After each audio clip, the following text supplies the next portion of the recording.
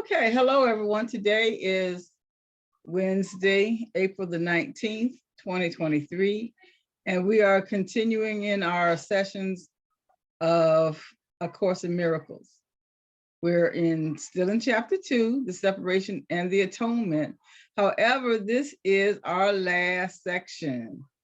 So, and that is section 8, the meaning of the last judgment. So we'll be doing paragraph 1 of that today. Okay, would anyone like to start us off in prayer? How about you, Forrest? Would you start us off in prayer? Sure. Dear Heavenly Father, we thank you for allowing us to be here today, a group of us, receiving knowledge that can help us grow. And as you give us peace and happiness and wisdom, let us get this knowledge that we can attach it to our life each and every day. We thank you for those that are in need. And we thank you for those that do not need. We know that you're the kingdom of all greatness in all areas of our lives. And we say thank you. And so it is. And so it is. Thank you. It is. Okay, Harriet, would you like to start? Yes, I can. As was already stated, we are in the last section of chapter 2, the separation and the atonement, and this section is the meaning of the last judgment. One of the ways in which you can correct the magic miracle confusion is to remember that you did not create yourself.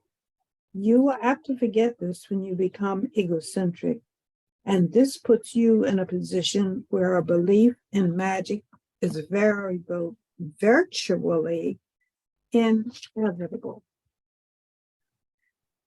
Your will to create was given you by your creator, who was expressing the same will in his creation. Since creative ability rests in the mind, everything you create is necessarily a matter of will. It also follows that whatever you alone make is real in your own sight, though not in the mind of God. This basic distinction leads directly into the real meaning of the last judgment. And as we begin, the first thing that I did when I began to put together my thoughts on this particular section, the meaning of the last judgment, was actually look up last judgment. And according to the dictionary, they didn't have last judgment, but they did have a definition for judgment. And the dictionary, the dictionary definition reads: a general or sometimes individual judging of the thoughts, words, and deeds of persons by God, the gods, or by the laws of cause and effect. Didn't we just finish cause and effect? And when I looked up again in the Metaphysical Bible Dictionary, their definition reads: as given in the gospel, the last judgment as given in the gospel has been used by many religious philosophies to terrify people, literally forcing them to unite with the church. However, in this day of enlightenment, people are asking for understanding. To be enlightened, therefore, learning is all a matter of divine law. And he goes on to define divine law as the thing within that tells us when we are right or wrong. So that last judgment is on us. That's the understanding that I get from the definitions that come from the Metaphysical Bible Dictionary. Did you get a chance to look it up in your Course in Miracles glossary or anything? I did, but evidently it wasn't there. Let me look again. I have it right here. Oh, wrong book. Okay.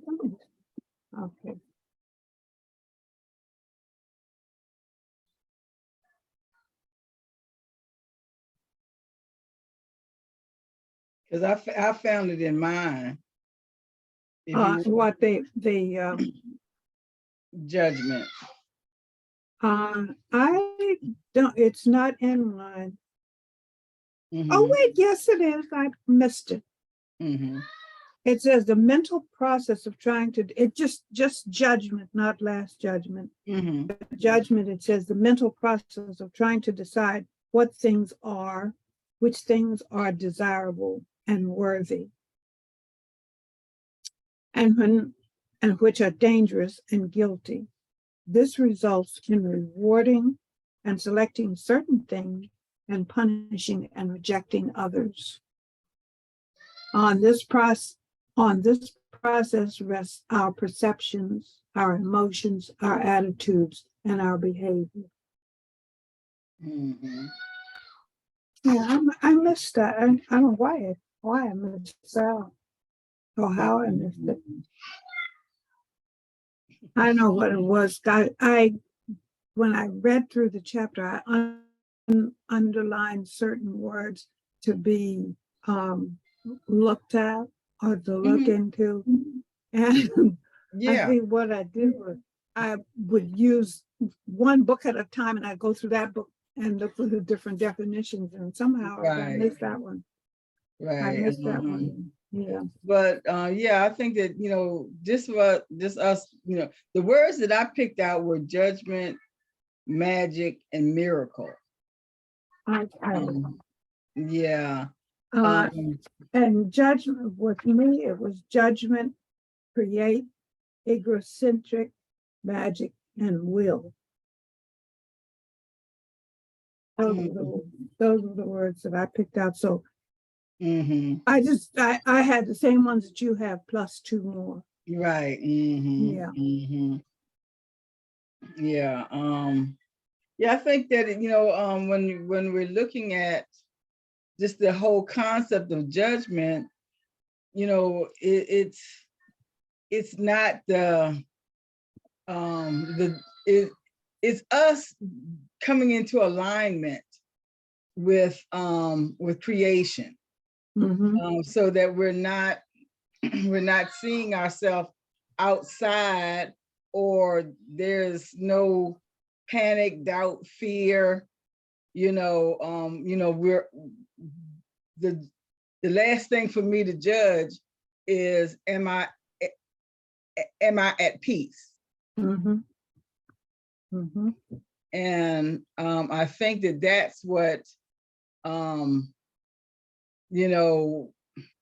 instead of, like you were saying earlier, is that many religions have pushed this real scary idea of what judgment is, or what will happen as a result of judgment. Really. And it was very fear-based, where here is actually telling us that there's nothing for us to be afraid of. Exactly. Yeah. Exactly. Yeah. Yeah. Because only thing we're judging is where we stand. And again, looking at again, when we look at what Fillmore has to say, that's the way what is presented in the Bible is used as I would say it's used more as a way to control people as opposed to teaching them how to be more spiritual, more godlike. And I think that's, when you think about it, to me, that's a lot of what the various religions do. They try to control as opposed to trying to teach people how to be one with God. Mhm. And also, I think that, when even like in the Christian Bible, it starts off with judgment, Mhm. and then it ends up with judgment, so I think that, once we realize that, we're just simply judging ourselves where we got out of kink, where we got out of balance in the first place, and how we put ourselves back there, because like it says, it begins in judgment and it ends in judgment too. And I think that when we realize that judgment simply means to be able to, I guess, well, judge, I hate to use, because I hate to use the word judge in judgment, Mhm. but Understand. but in order to be able to gauge where I am, physically, psychically, spiritually, emotionally, always be able to gauge where I am and how to stay in balance in that place. And that's the Exactly. thing that's the thing that I judge, is how to stay balanced. Right. And substitute the word judgment, discern. Say that again, Harriet. I said, you were responding to the word judge. Try, discern. Mm-hmm. Yeah. Because I think that's a name for judgment. And that's actually what we're doing anyway. We're deciding, what is Mm-hmm. or isn't. Mm-hmm. All the same thing, judging. Mm-hmm. Mm-hmm. Yeah. Mm-hmm. It's just, how, where there's a connotation to the word, Right. Yeah. Yeah. And the other word that I have is magic. Yeah. That's both, and magic, miracle, confusion. So let's just go over that first paragraph, that first sentence. One of the ways in which you can connect the magic, miracle, confusion is, did I say correct or connect? Let me start all over. One of the ways in which you can correct the magic, miracle, confusion is to remember that you did not create yourself. And let's just look at the word magic. You say you saw magic. Yeah. Mm-hmm. Well, I didn't. What I found was the power of apparently influencing the course of events by using mysterious or supernatural forces. And that's, where'd you get that from? That's the dictionary. Okay. I know what I did. I marked these things in my, or did I? Mm-hmm. Did you happen to get it from, the Course in Miracles glossary? Yeah. Oh, okay. Now, the Course in Miracles, the conventional one is more or less what the use of supernatural power to do something that is impossible according to the laws of nature. That's the conventional definition. A Course in Miracles describes it as any power that purports to produce an effect that is impossible according to the real laws of the universe. God, in other words, God's laws. God's laws cannot be broken, and so this power, like stage magic, can only produce an illusion of that effect. Mm-hmm.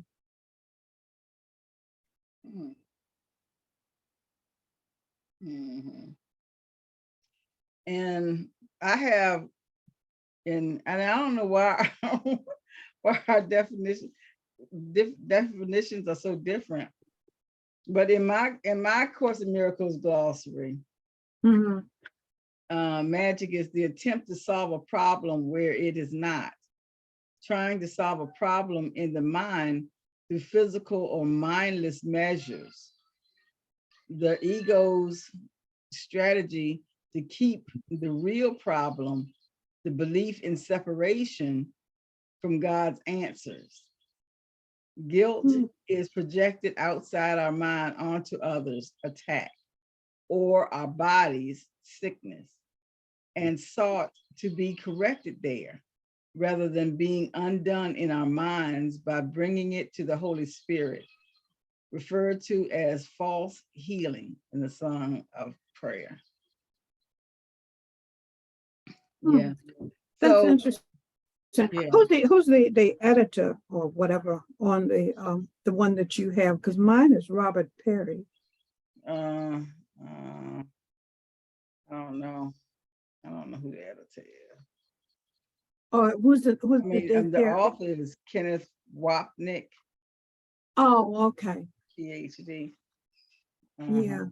But what this is saying, and when you add this in with judgment, you can see that the magic miracle confusion. Because if you're thinking that a miracle is the same thing as magic, when you're trying to solve something or trying to create something that really isn't there, where in miracle mindedness, all we're really doing is bringing to the surface what is already, bringing into the visible what is already invisible.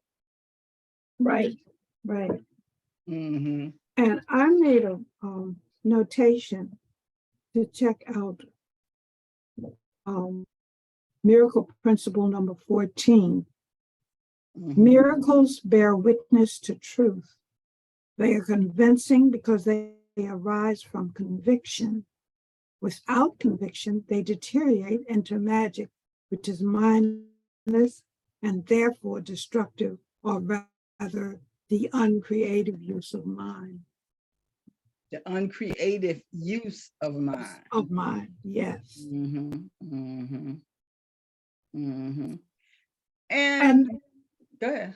No, I was just going to say, and that makes a lot of sense because the mind is what we use to create. Right. Exactly. And when we're mindlessly creating, that we are just planting seeds willy-nilly, and Scattering seeds on stones. right, or saying nonsensical things that we know we really don't want to happen. Right. And because we say it so often, it has so much frequency that it begins. We give it power. Yeah. We give it power. Yeah. Well, hey, Forrest and Andre, y'all can jump in at any time now. Hello. Hi there. I was just listening. It was definitely interesting where y'all went down with that and how that was broken down, those two words, as far as the difference between miracle and magic, and how it can be confusing, especially when we don't know which one we're using. We can think that something that we want or something that we are trying to possess material wise we can feel that it can be a miracle to get it, but then when we get it, it doesn't really work the way that we wanted it to work, and therefore we have used a piece of of magic to draw that to us. Now here comes the miracle on what are you going to do with it, and how are you going to maintain and perfect it to make it to what you want it to be and mold it to what you want it to be. So it was a really cool way to see how y'all broke down those two words.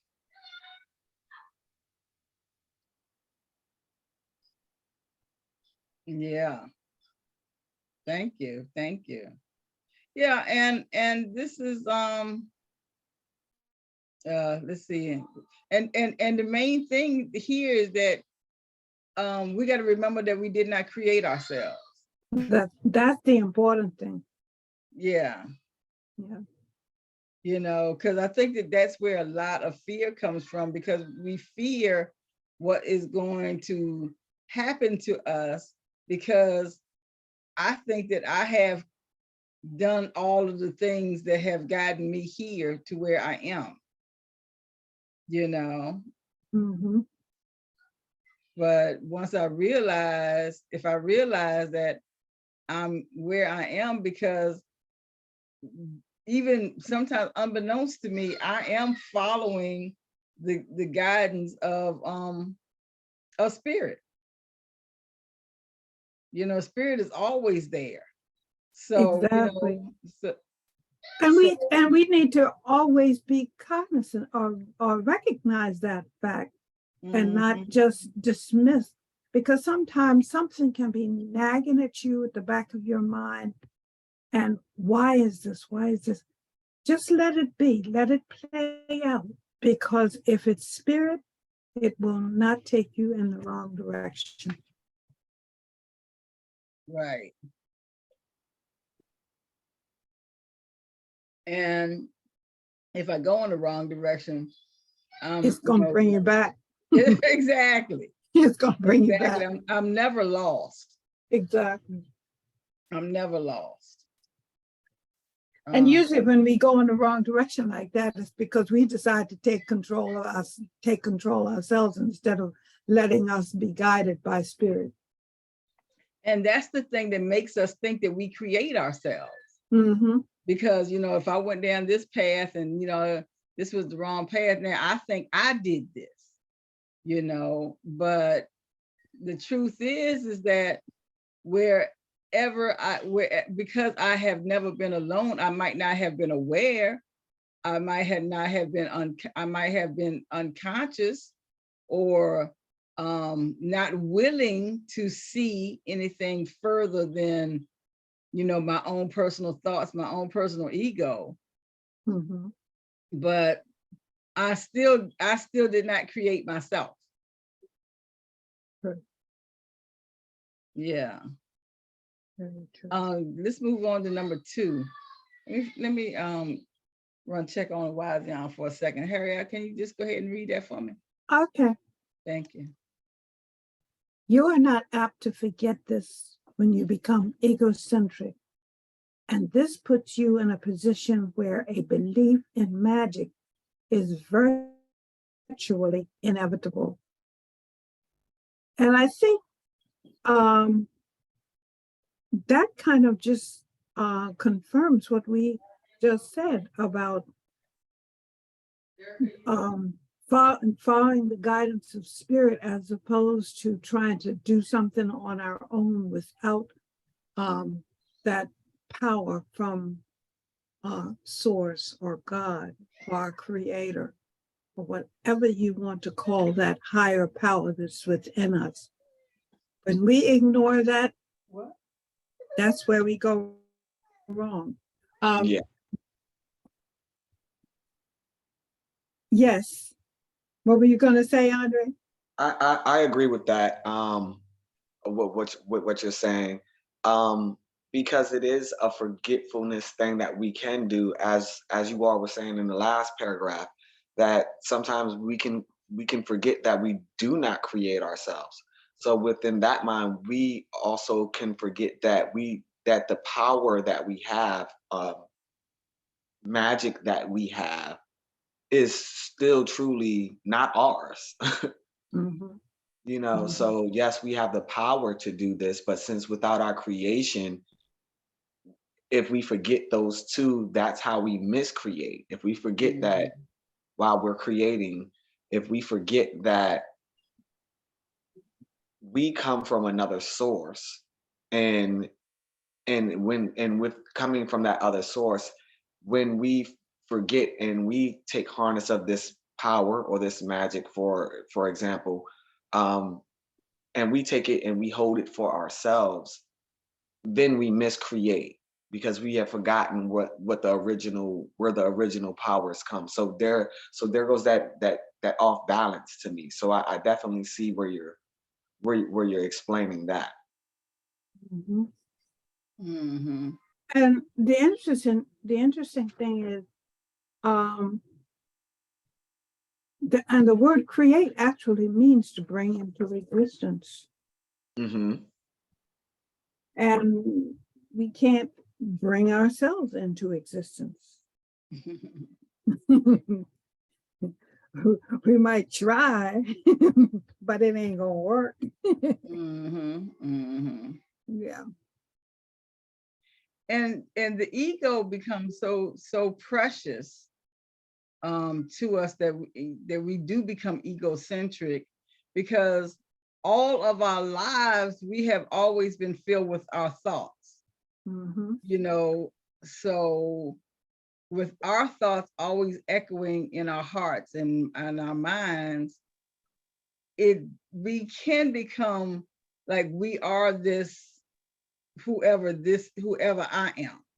Mm-hmm. You know, if my, the name that I was given, now I think that this is who I am, Right. and because all of the thoughts that are in my head come from me, I'm thinking that I have to be in this thing by myself.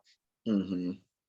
It's and I like the way that you just really put that, Pen, because what it made me think of is like, if whenever you were a child and you found out that someone has your same name, you're like, wait a minute, that's my name.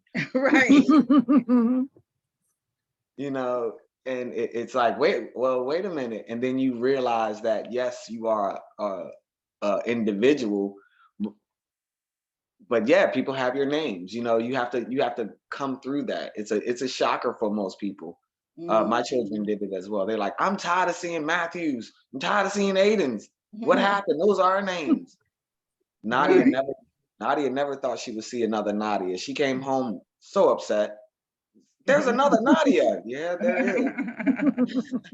It's, But yeah, has anyone ever Googled or done a search on Facebook for a friend that you thought about but you haven't seen or heard from in years, and you go to Google, either search for that friend on Facebook or Google a name, and it's surprising, even unusual names, and yeah, best way to describe them, unusual names, you're going to find more than one in most instances.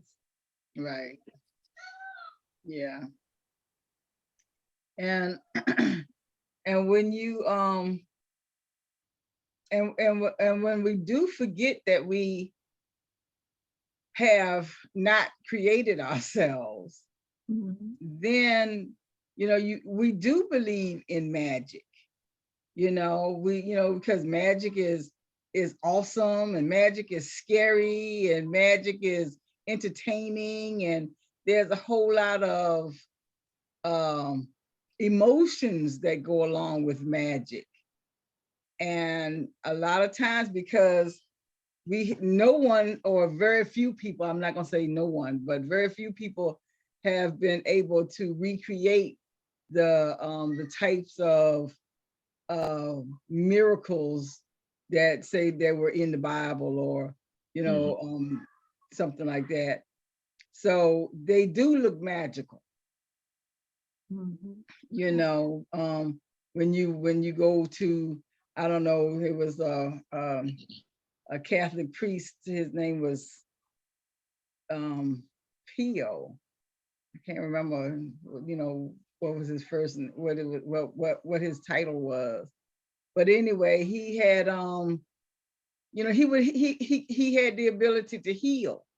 So you would go to him to get healed, and not thinking that the same healing that he has where in his hands, I have it just through the thought of his hands, but Exactly. people flocked there because that was the magic. The magic happened in person, in him, you know. But I think that if we learn how to open ourselves up, that what magic is in the air. That, And you know, that power is, yeah. Go ahead, Miss Harriet. no, I was gonna say, when you when you study the Bible, and especially the Gospels, where those four men they kind of focus on the life and teaching of Jesus' last 3 years on this earth. And what he tell people when he heals them, he says, "Your faith has healed you." Right. Those are his words. Mhm. And all we have to do, and he said, "I didn't do it. It's your faith that healed you." Right. And if we would think of ourselves in that way, I think we would be more, what do I want to say? We would not be so in awe of Right. things, because I mean, Yeah. I've heard of instances and known in 1 or 2 instances where somebody was diagnosed with stage 4 cancer. Mhm. They went to the doctor, and because they were very spiritual, because they had to be very spiritual, they did what they felt they were being directed to do by God. They did what they felt was necessary to heal them. And the next time they go to the doctor, all signs of cancer, all signs of the cancer that was stage 4 at the last visit is no longer there. So again, it's because they have faith in what they believed in, as Jesus says, when he puts his hands on somebody and they feel like they have been healed, or they know they have been healed, he just tells them, "It's your faith that healed you." So all we have to do is have faith and trust and believe with no doubts, no but ifs or what ifs or whatever. And I mean, we have one among us that has been there, done that, right, Forrest? You're on mute.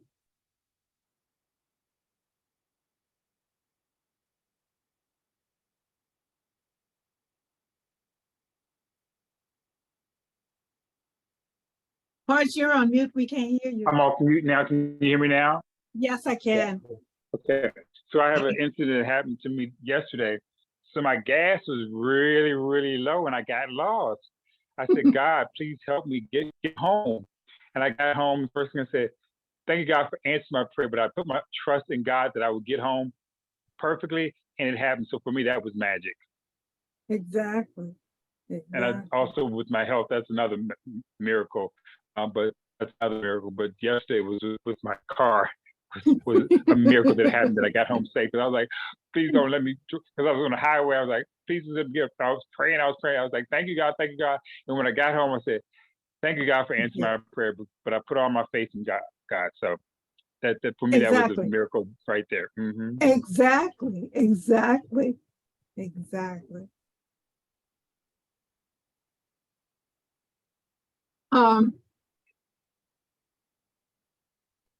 Oh, do we need to go down? No, Oh. I was just looking because egocentric was one of the words, but I think we kind of went over, the meaning of that, because I didn't find it in any of the only definition that I found was the dictionary one. It says thinking only of oneself without regard for the feelings or desires of others. And when we do just think of ourselves, what we're concentrating is on one little cell, one little speck of the universe. Right. But when we extend our thoughts to others, we think about others and we think about how can I be of assistance to this one or that Right. one? What can I do to help this one or that one in their situation? Right. And I know personally, when I have done something that I feel has been of tremendous help to someone that I know, or even if it's someone that I don't know, Right. it gives me shall we say, a warm, fuzzy feeling. Knowing that I have done something to make somebody's day better. Yeah. Right. Yeah. And you know, and again, our egos are not bad. I know that many people say, you know, we want to rid ourselves of our ego. I really disagree with that, but because I feel that we need to merge our ego because we need our personalities. You know, we're here. Get the yin and the yang. Yeah. Exactly. We need our personalities. We don't need it, you know, we don't need to be egocentric or forgetting that we did not create ourselves, that there is Right. the spirit that is within us, that higher level of consciousness, that spark, that life that's within us, that is the real us. You know, it's you know, it's who the real being is. And yeah, I feel you. I understand, and I look at it from that point of view as far as the definition of ego. I can't even say that word. Egocentric. I can't even say that word. That's what I'm like. That's okay. So we know it doesn't apply to you, right? Those words that don't even. I almost choked on that one.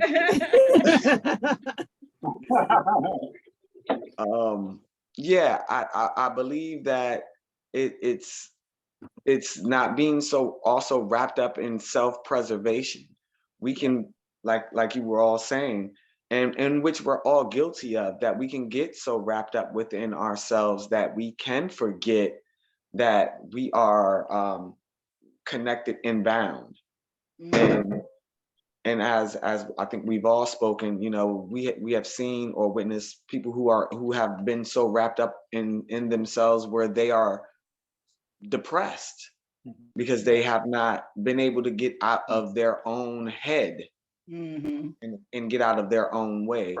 So is that a do you think, that's my question, is that a part of egocentric? I don't like that word. That's a mean word. Narcissistic. You're right. But I say that you are right, because when we are so dependent on self, that we think that, you know, that we deserve everything. You know, I'm so dependent. I'm so Independent. well, I want to make sure that I survive. So my survival is far greater than your survival. And I would rather, you know, take everything that you have to assure that I'm going to survive. And when we get past our limited mind thinking, and you know, and you know, there's, you know, that's that very instinctual, animalistic way of thinking that, you know, if if you got a bone and I got a bone and your bone look bigger than my bone, I should have your bone. That bone mine. The bone mine. Right. So you know, and as opposed to growing in our levels of higher consciousness, so that we don't have to trust that thing that we fear. You know, we can begin to trust the thing that we love and that we are. Mhm. See, sentence 3 says, your will to create was given you by your creator, who was expressing the same will in his creation. And Harriet, I do remember you saying you had will as one of your words. Yes. Dictionary, expressing the future tense or inevitable events. But the Metaphysical Bible Dictionary, the executive faculty of the mind, the determining factor in man, the avenue through which the I am expresses its potentiality. Mm. And I found that rather interesting. The avenue through which the I am expresses its potentiality. Mm-hmm. Yeah. So and again, it goes back to that determination that, what was the word I used a little bit earlier?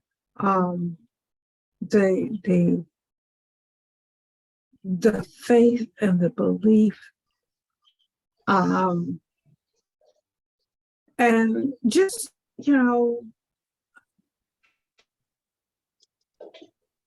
being, how do I want to express this?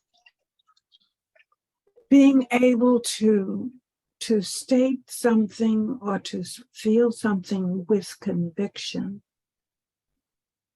having the faith and the understanding and knowing that something will manifest in our lives. Mm-hmm. Mm-hmm. Yeah. And when you think that that the will is that avenue that manifestation comes through. Mm-hmm. You know, just when the thing that we will to do, I will get up to go get a glass of water. Mm-hmm. So I'm using my will to be focused and to follow through with accomplishment of a desire. Exactly, manifestation. Manifestation, yeah. Mm-hmm. So, and our will to create says your will to create was given you by your creator. I'm supposed to be like this. So Exactly. a question, where is that will when it's 3 o'clock in the morning and I'm thirsty and I don't feel like getting out the bed? Why can't I will that cup to me yet?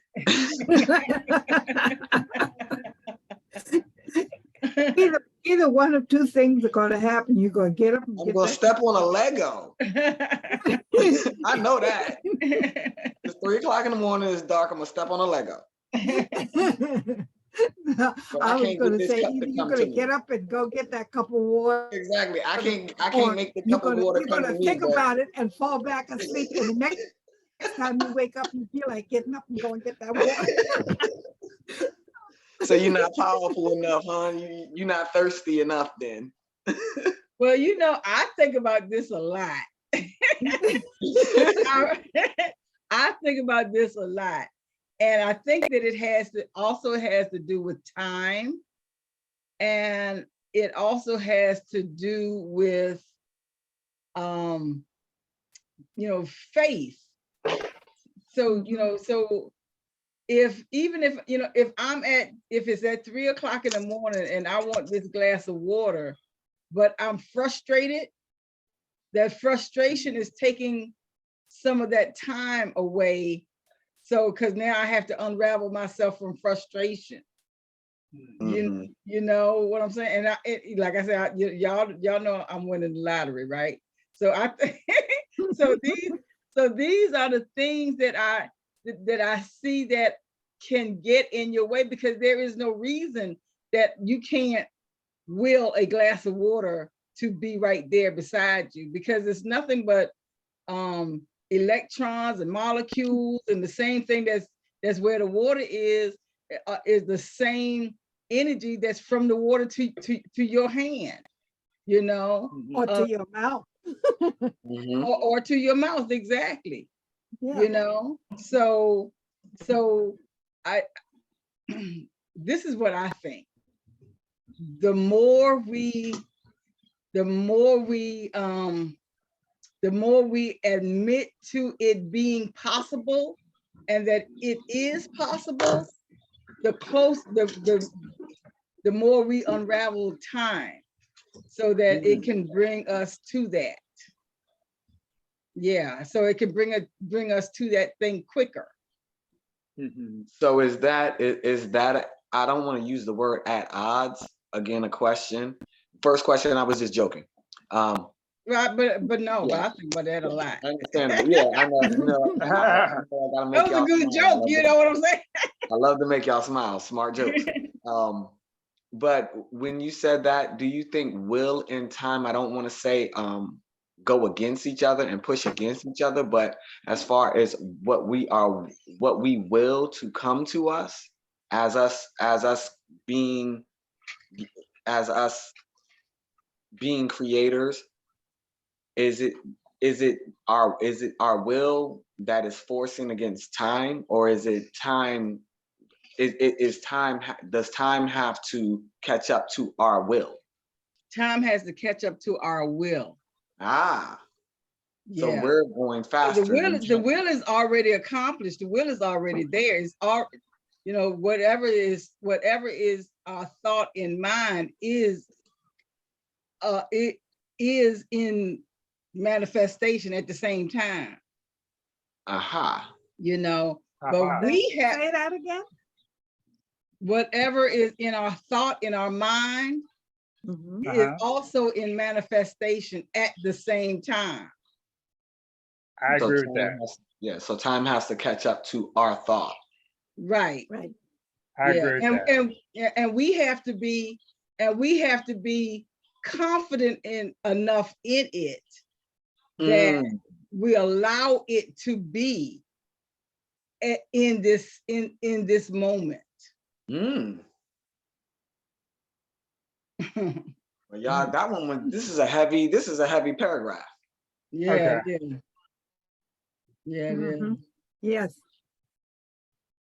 Okay, so that was your will to create was given you by your creator, because that's how creation creates. Creation not caught up in time. Creation already is. So there is no jumble in creation. It's just jumble in us. Right. Okay. Yeah. Okay. So the second part is who was expressing the same will in his creation.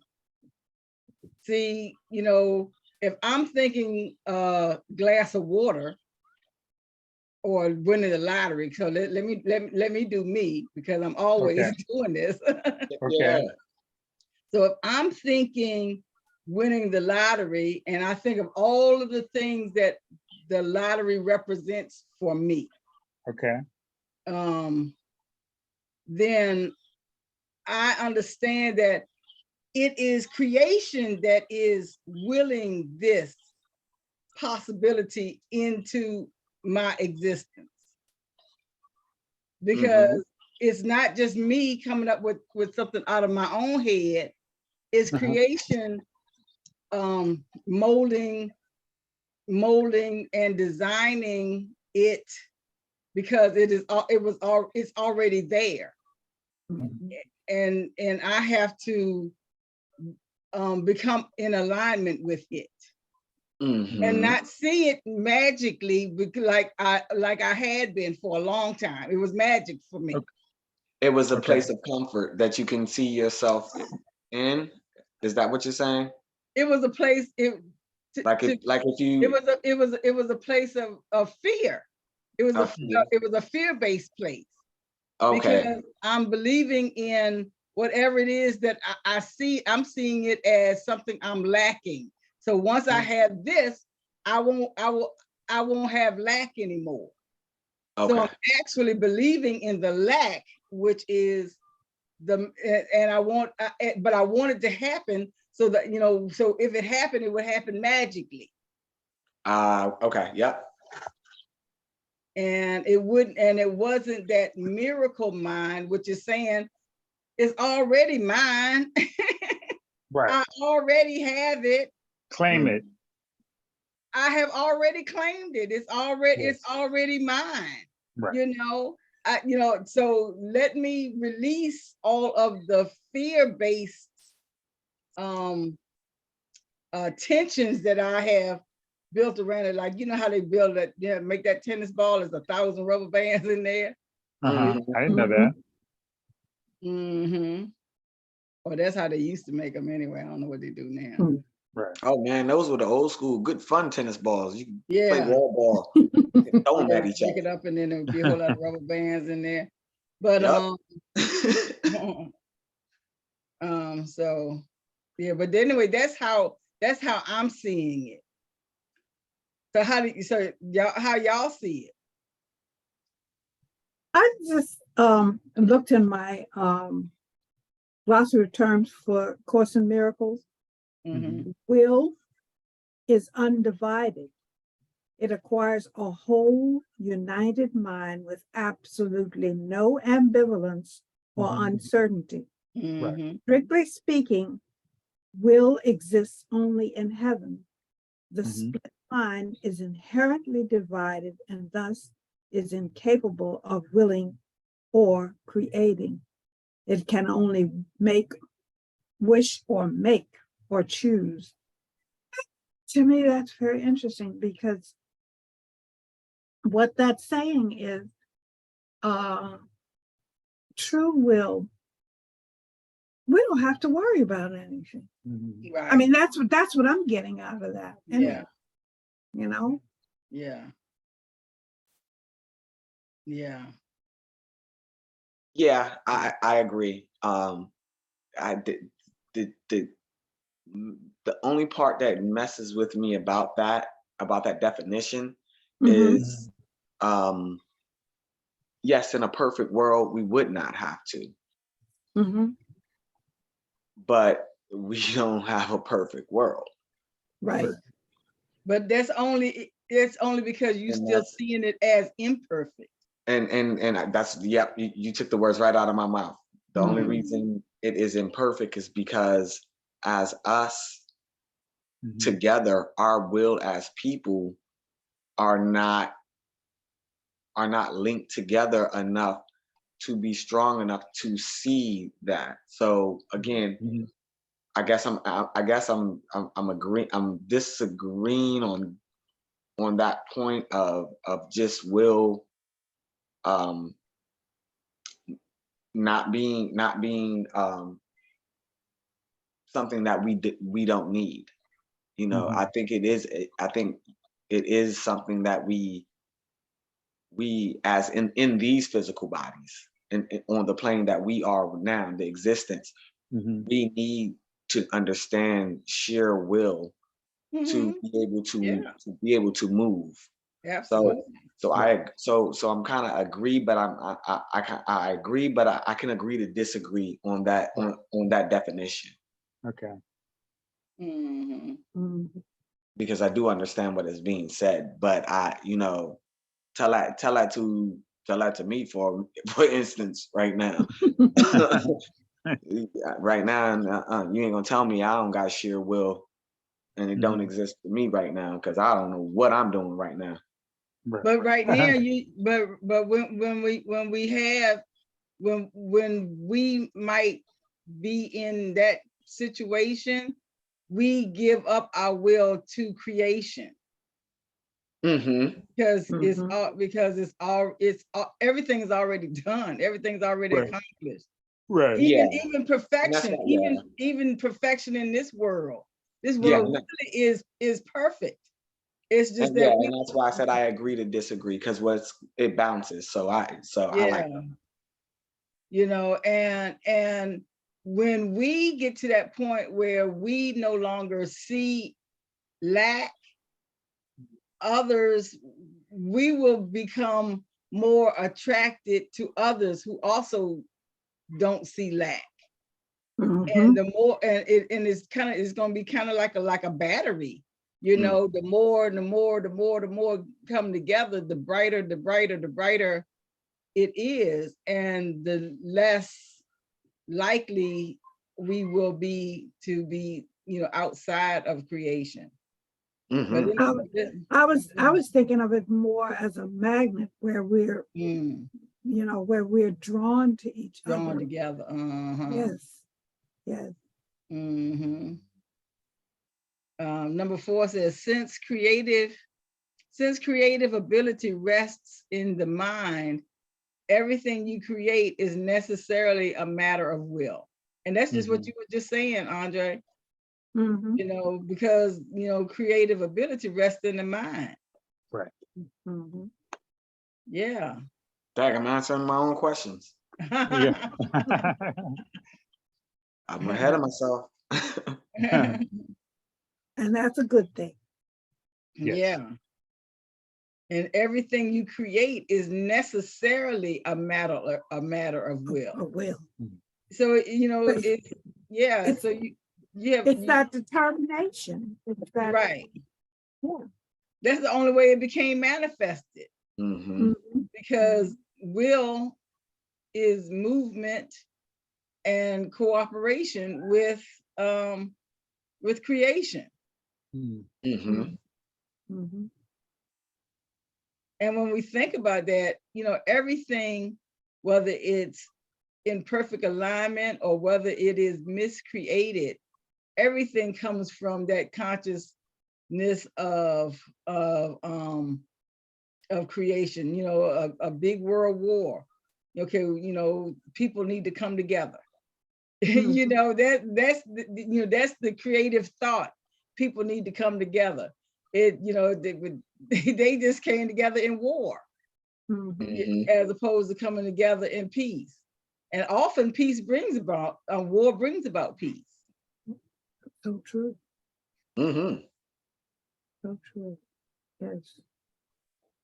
And everything you create is necessarily a matter of will. That is amazing. It is necessarily, I mean, you know, it's necessary for it to, for will to take place, is that I had to think about it.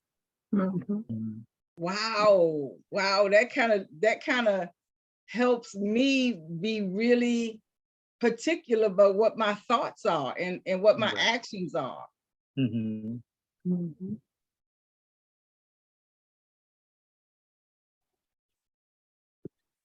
Number 5 is, it follows that whatever you alone make is real in your own sight, though not in the mind of God. Okay, let me read that one. I don't understand that one. Yeah. That was kind of deep. I think the key word there is alone. It also follows that whatever you alone make is real in your sight, though not in the mind of God. So you've done it without the source, the creator, with God. That's what you do it. And I can attest to that. Because when I decide, okay, this is what I want to do, this is what I want to accomplish today or whatever, and I go about it without pausing even for a second to say, thank you, God, or God, give me the strength to do whatever it is that I want to accomplish. I struggle with it. Okay. It's a struggle. But then when I remember I did not call on the higher power to assist me, and all it takes is a second, God help me. It usually falls into place, not always easy, but it falls into place. And I don't have the struggle that I was having before I turned to God or that higher power. So you could change that instead of God help me, so God has helped me. So Exactly. that when I pray as it's already done. So I think that's the clarity of prayers. Like not to say what can I ask, but what has He given me instead of what are you giving me? So He's giving it to me. So speaking it in prayer, it's already done. Mhm. Mhm. Mhm. Mhm. But that based on faith too. Exactly. Mhm. Exactly. Mhm. Yeah, and is when you say it follows that whatever you alone make is real in your own sight, though not in the mind of God, is that we're making something that we're miscreating. Mhm.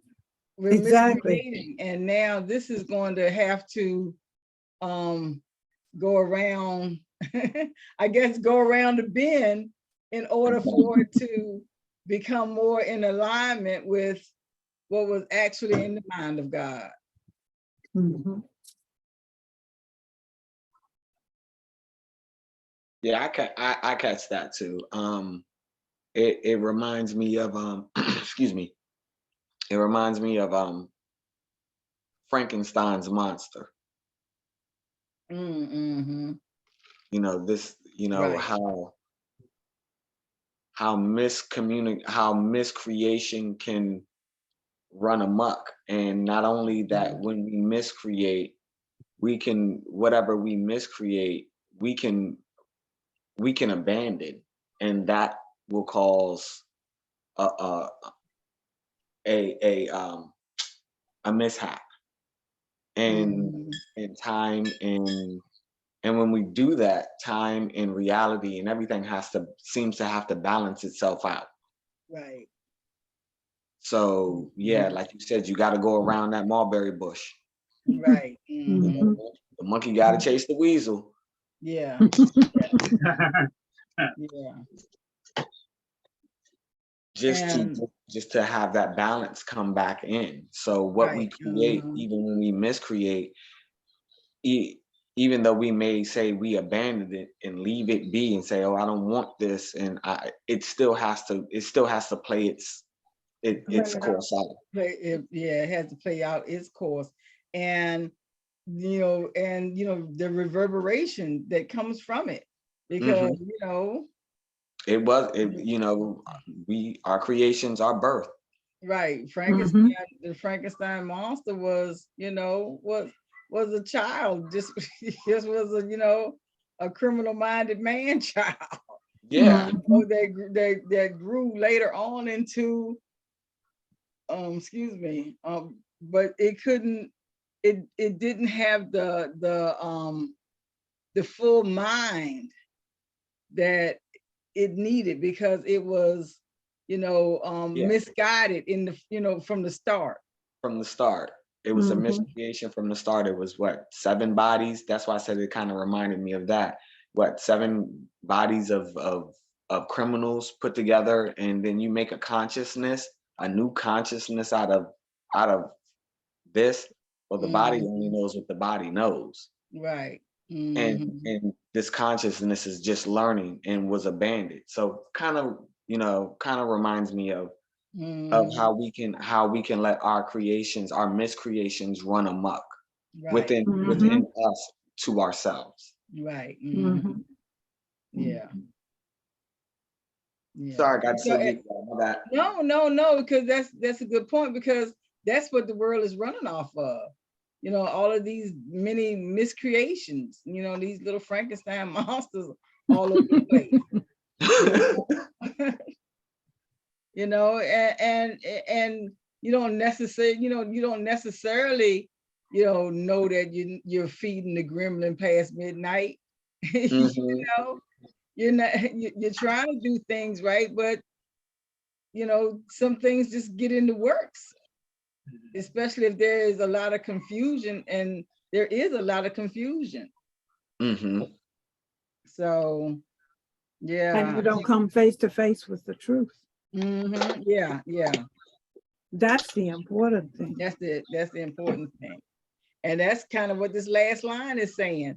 This basic distinction leads directly into the real meaning of the last judgment. You know, is that you have to come to this place of truth. Mhm. You gotta be honest. You gotta, you gotta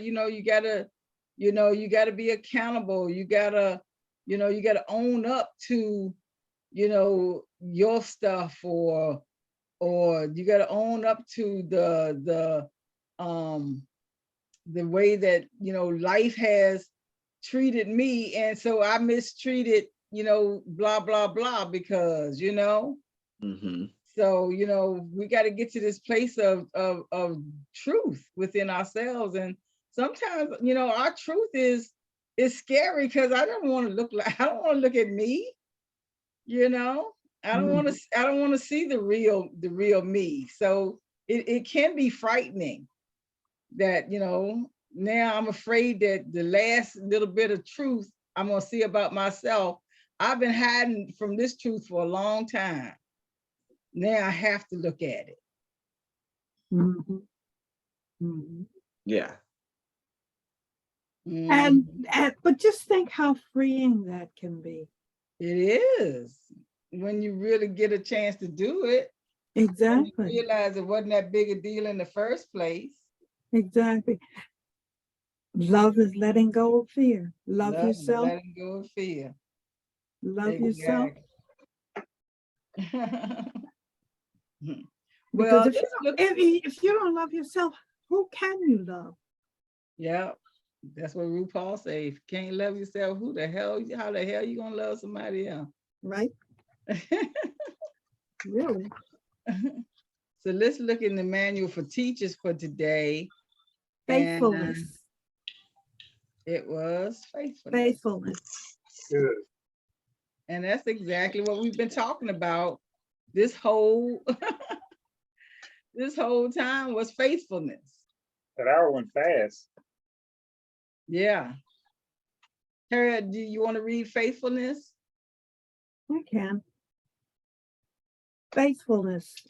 And this is one of the what do they call it? Characteristics of God's teacher. of God's teachers. And this is in the manual for teachers. Right. The extent of the teacher of God's faithfulness is the measure of his advancement in the curriculum. Does he still select some aspects of his life to bring to his learning while keeping others apart? Let me just talk about that. If so, this advancement is limited and his trust not yet firmly established. Faithfulness is the teacher of God's trust in the word of God to set all things right, not some, but all. Generally, this faithfulness begins by resting on just some problem, remaining carefully limited for a time. To give up all problems to one answer is to reverse the thinking of the world entirely. Let me read that again. To give up all problems to one answer is to reverse the thinking of the world entirely. And that alone is faithfulness. Nothing but that really deserves the name. Yet each degree, however small, is worth achieving. Readiness is the next notes, not mastery. I'm sorry. Readiness is the text notes. Readiness as the text notes is not mastery. Well, remember, that's what was last week when we read about readiness. Yeah. True faithfulness, however, does not deviate. Being consistent, it is wholly honest. Being unswerving, it is full of trust. Being based on fearlessness, it is gentle. Being certain, it is joyous. And being confident, it is tolerant. Faithfulness then combines in itself the other attributes of God's teacher. It implies acceptance of the word of God and his definition of his son. It is to them that faithfulness in the true sense is always directed. Toward them, it looks seeking until it finds. Defenselessness attends it naturally, and joy is its condition. And having found, it rests in quiet certainty on that alone to which all faithfulness is due. Wow. And we talked about that, in relation to the text. Yes. Yeah, because that's one of the first things we knew we have to use in order to become miracle minded. Exactly. It's faith. Exactly. And it just, again, it just takes me back to Jesus whenever he performed a miracle, and especially a healing. Yeah. And he says to whoever he has healed, it was your faith. It was not me. It was your faith that healed you. And being faithful helps us to heal. Yes. Yes. Yes. Yeah. And this is what I'm seeing here too. And and later on in the second paragraph, where it gives you all of the benefits of faithfulness. You know, it's wholly honest. It's full of trust. It's gentle. It's joyous. It's tolerant. You know, so when we think of all of the attributes that we use on a regular basis, are we using these attributes: honesty and trust and fearlessness and and being gentle and having joy all the time, so it does give us some ideas of how we learn how to master the what do you call it, the balance between ego and higher consciousness. Andre Forrest, y'all got any questions or comments? I'm with you. You took the words out of my mouth. I really enjoyed hearing that if you combine certain things as far as determination, as far as compassion, as far as confidence, you combine these things and you get fearlessness. You combine these things, and it is the armor that we should walk out of the house with every day. It's the armor that we should walk around. It should be shown to our children. It should be shown to our peers, and it is it is great to hear. But also I have to say this: it can also be heavy. Yeah. And it can also get heavy. And that's speaking of Jesus with these scriptures that we're reading. I do believe, we have seen that sometimes it has gotten heavy. That doesn't mean that you take those off or you put something new on. So once again, it's learning how to weigh that balance. Once again, and I think Forrest just spoke on it as well, as far as the yin and yang. Penn said something. Miss Harriet, you also you spoke on that balance. it's understanding that weight that we do carry, you know, Right. and understanding and not forgetting that, okay, it's okay to put that weight down for a minute, but Right. don't put that weight down to the point where when you pick it back up, it becomes heavy. Right. Mhm, mhm. Yeah. So and That's beautiful. with those couple things that were just said, it kind of reminded me of a unification of coming together to be one. So Mm-hmm. Hmm. I'm quiet Mm-hmm. today, y'all. I'm just kind of learning.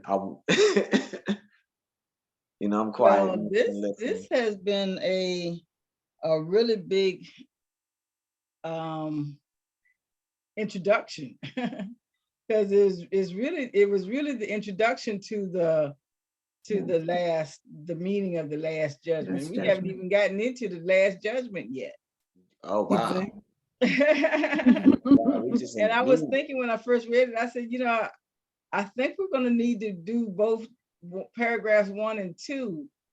And I said, no, 2 is really big, so we better leave 1 alone. But now I'm glad we did, because 1 was really deep. That first paragraph was really deep. Yes, it I was. learned a lot. Mm-hmm. I Mm-hmm. learned Yes, a lot. yes, it was. Yeah, Mhm. yeah. Well, if there's no more questions or comments or anything like this, I guess we can do our roundtable real quick. It's 6:19. Oh, Um, wow. I Time know flies when you're having fun. it does. It does. So, would anyone like to go first? Go first. Um, Today's session, um, it to me it was an eye opener, and like most people, I would say I probably had a wrong or an erroneous concept of the Last Judgment. But once I looked up the definitions, especially from a metaphysical perspective, um, it's it like I said, it wasn't to me, it was an eye opener, and learning to uh, take each day one at a time and see it as how do I want to put it? See it as a learning, I guess is the best way to put it. To see each day as a learning experience and take the lessons um, of each day of whatever it is that I encounter during the day. Take it with me to make my life better so that I can make the lives of those that I encounter better as we go along. And being faithful, Mm-hmm. just being faithful to whatever it is that God has put in my mind to carry out uh, as I go about each day's business. Thank you. That's beautiful. How about you, Andre? Um, what I've learned and what I will definitely take from this is to uh, understand the difference between a miracle and miscreation in using magic. Mm. Understanding that if if I if I myself walk with that armor that we just spoke upon, I don't have to worry about dealing with magic, miscreation on my own. And I don't have to worry about that when I'm outside in the world expressing who I am and what creation has made me and why creation has put me here. Mhm. And that will definitely lighten that load that we feel of us creating. Mm, mhm. Oh, that was it. That's it. Look, I'm look, sorry. look. I'm ready to hear more. I'm sorry, y'all. I'm sorry today. I'm sorry, y'all. Today I'm not a little bit long-winded today. Not today. No, I was ready to hear some more, well, because that, that is what you said. It was a lot of food for thought. A lot of Yes, food for thought. Yeah. Yeah. Um. Forrest. Forrest, would you like to go? Round table. What did you get from today's session, and how can you apply it to your life?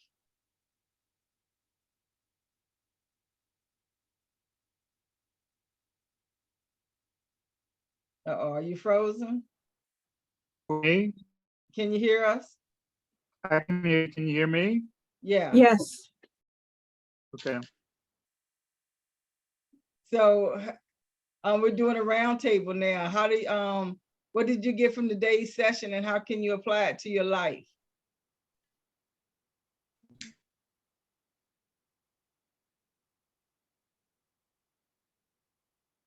it looks like he's frozen again. I think he's frozen. No, not who started? She asked me first. Yes, uh-huh.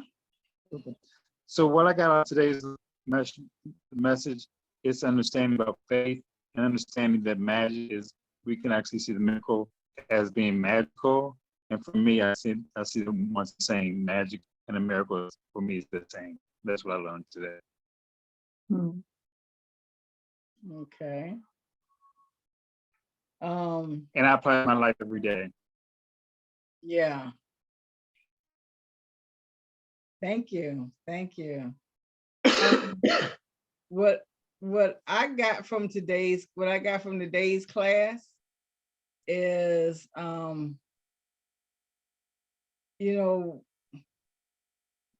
to effectively use my will. Mhm. And to be still and so that I understand the fabric of the will of what might be a Frankenstein monster, and what might be the Christ child, so it's important that I really listen and pay attention and apply faith, along with that will. I want to apply faith to it so that I'm not plucking something halfway, plucking something out of the works when it's halfway done,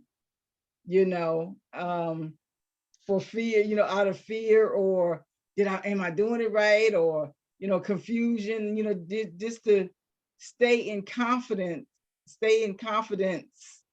and stay open to creation and what it is. Yeah. Yeah. And I think that this kind of brings me back to what is the first miracle principle, is that Yeah, there's no hierarchy. huh? There's no hierarchy in the order of principles. Right. There's no order in miracles. There's one is not better than the other one. Mhm. So all I have to do is trust, have faith that creation is expressing itself as it should through my perception, how I'm perceiving it. If that made any sense. It did. does. It does in my head. Perfect And sense. it did to me. You're not alone. Yes. You're not alone.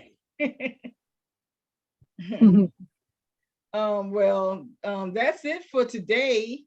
Now tomorrow, but this was a really good class. This was a really, really good class.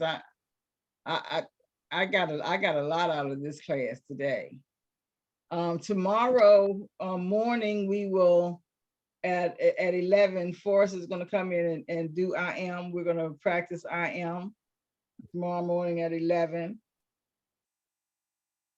And tomorrow evening from 7 to 8:30, we're reading a new book that is called The Book of Longings with Reverend Sakina. And this time it's a fiction, it's a book of fiction. It's written by the same lady. I don't remember the author's name. But she wrote The Secret Life of Bees. I saw the movie, but I didn't read that book either. So, and I don't have a book yet, so I'll be getting it soon. But it's still come on out. It's the Book of Longings. It's basically, say that again, Harriet. You're breaking up. Harriet, you're breaking up. I'm sorry. It's basically, can you hear me now? Am I coming through Yes. loud and clear? Yes. Okay. I was going to say it's basically a work of fiction that is narrated by the wife of Jesus.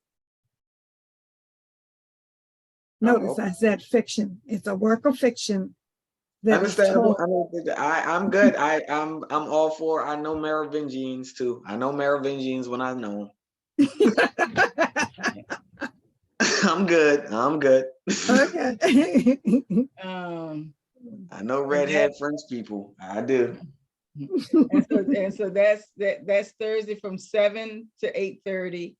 And on Saturday, we have Joy Trummel that's coming in, and it's going to be, she's going to talk about astral travel. Okay. Yeah, so Okay. I'm excited about that, everybody. Yes. Yeah. Looking forward to that one. Looking forward to that one too. Yeah, me too. So that's it for today. And just don't forget to yes. Just don't forget to subscribe, like, and comment on our YouTube page. Our YouTube is a green circle with a white letter I in the middle. Yes. Okay. Thank you. All right. Well, that's See it y'all for tomorrow. session. Would anyone like to close us out in prayer? I can do it. Okay, thank you. Okay. Let us take in a full, deep, cleansing breath. Let that breath circulate through our bodies, cleaning out all of the impurities that might be lurking within our bodies and our souls and our minds. And let us be grateful for this time we've spent together, learning about the last judgment and faithfulness, one of the characteristics of God's teachers. And let us take the lessons that we have learned this day and use them to make this world a better place. In our immediate surroundings, our homes, our neighborhoods, and let it spread like that.